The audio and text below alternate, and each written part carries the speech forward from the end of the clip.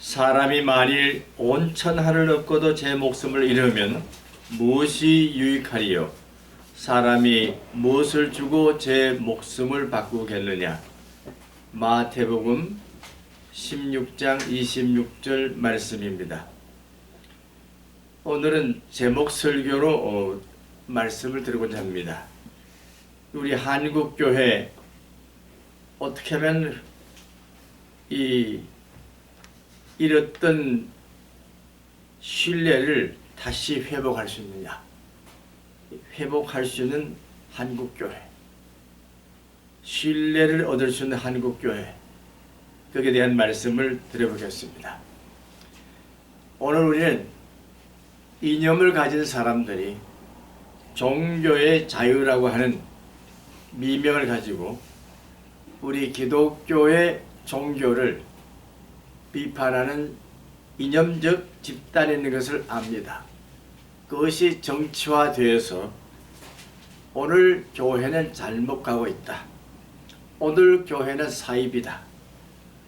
오늘 교회는 참으로 없어져야 할 존재자들이다. 궁극적으로 말하면 남에게 신앙을 강요하지 마라. 이와 같은 비난을 받고 있습니다. 특별히 한국 그리스도인들은 너무나 잘난 척하고 있다. 너무나 독특하다. 한국 사람들은 다른 사람들을 깔보고 있다. 별종이다. 별의별 얘기를 다 하면서 이 기독교 종교에 대한 이론적이고 실제적인 무신론적인 반박이 있습니다.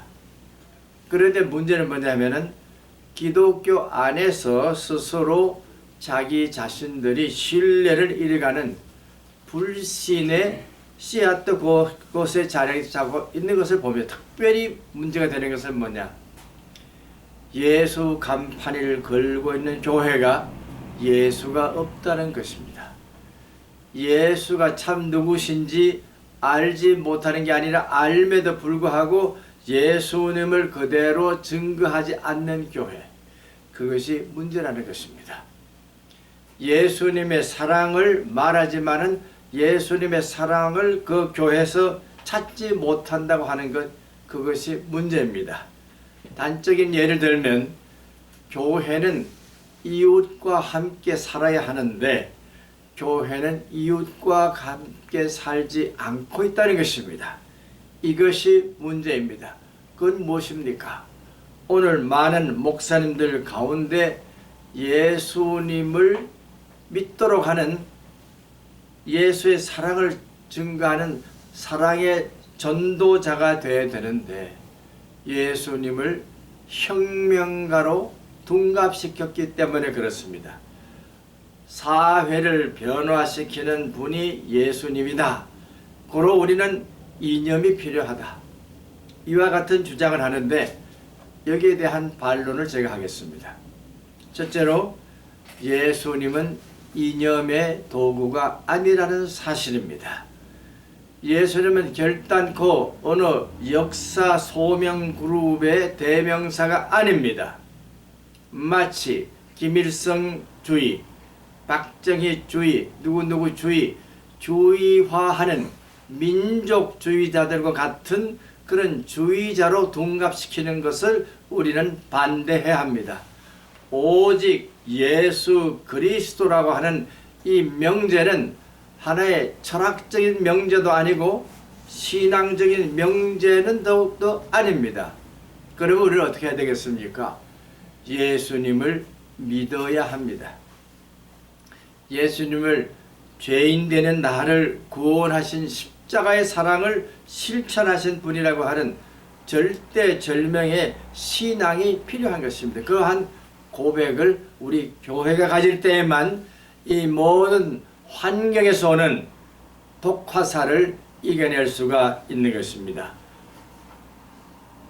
공산주의를 무너뜨리기 위해서 아무리 싸움다 할지라도 무너뜨리기 힘들만은 예수님의 십자가 사랑을 가지고 갈 때에 공산주의를 넘어설 수 있기 때문에 그렇습니다.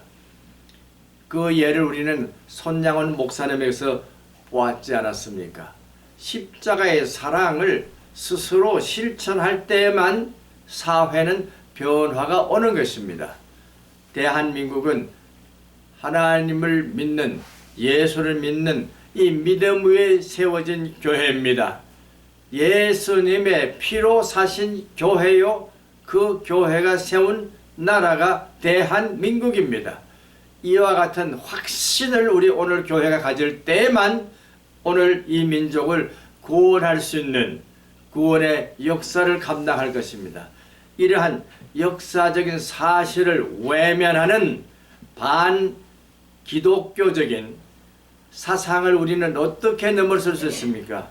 첫째는 그들을 위해서 기도해야 하는데, 지금까지 그렇게 우리 교회는 새벽마다 이와 같은 반기독교적인 세력에 대해서 회개하기를 촉구하는 기도를 합니다. 그 기도가 반드시 응답되어야 합니다. 이제는 그 기도대로 되어야 합니다. 그래야만 남북 통일은 자연히 이루어질 것입니다. 우리의 기도가 부족한지 우리가 반성해 보아야 하겠습니다. 지금 어떤 곳에서는 24시간 남북 통일을 위해서 기도하고 있는 그룹들이 많이 있는 줄로 압니다. 하나님께서는 그들의 기도를 반드시 들어주실 것입니다. 특별히 이남으로 6.25 사변 때 내려오신 많은 분들이 남북 통일을 위해서 아직도 방방곡곡에서 눈물을 흘리며 기도하고 있는 성도들의 기도를 들어주시기 바랍니다. 저는 6.25 사변 때에 대구 서문교에서 자랐는데요.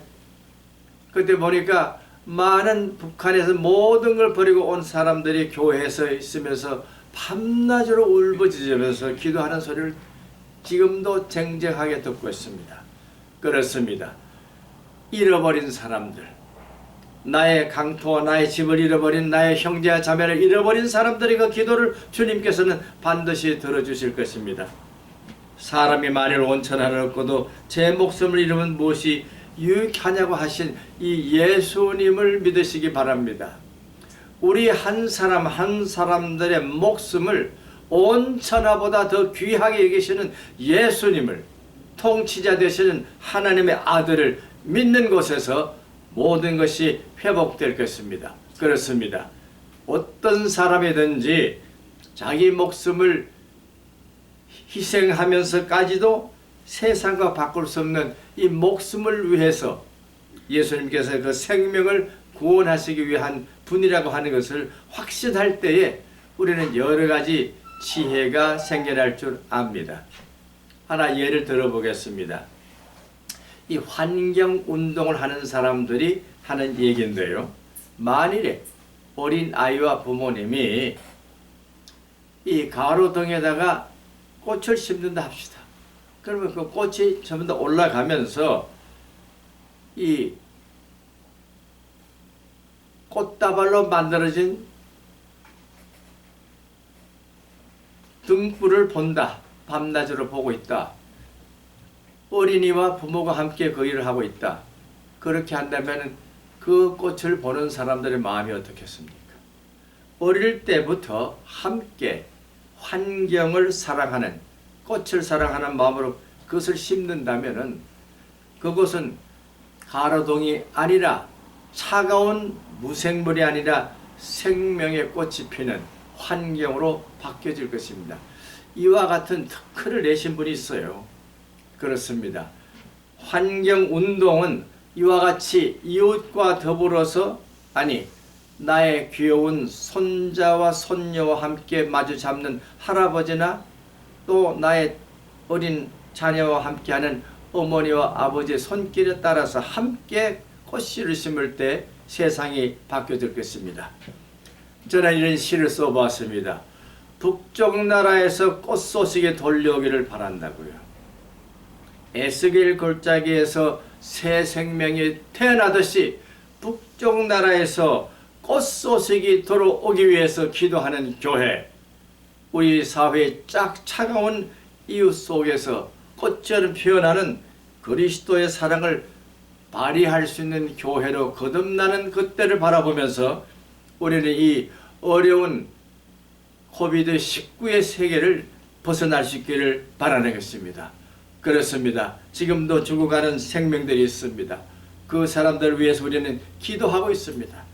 원망하지 않은 교회, 뭔가 희망을 나눠주는 생동감이 있는 교회로 거듭날 때만 우리는 잃어버린 신뢰를 다시 회복할 것입니다. 그리스도의 십자가 사랑만이 이 길을 열어갈 텐데, 그때 우리가 필요한 것은 실천하는 행동을 어디서부터 할 것인가? 내가 서 있는 공동체로부터, 내가 서 있는 장소로부터, 내가 다니는 골목으로부터, 상가로부터 그 일이 일어나야 할 것입니다. 그래서 온 한국 강토 전부 다가 다시 회복하는 교회의 신뢰의 물결이 일어날 때만 우리는 예수님이 말씀하시는 참 인간의 존엄성이 무엇인지를 밝혀주는 등불이 될 것입니다. 이와 같은 교회가 되기 위해서 우리는 한 번 더 주님께 감사를 드리고 달려나가시기를 주님의 이름으로 축원합니다. 아멘.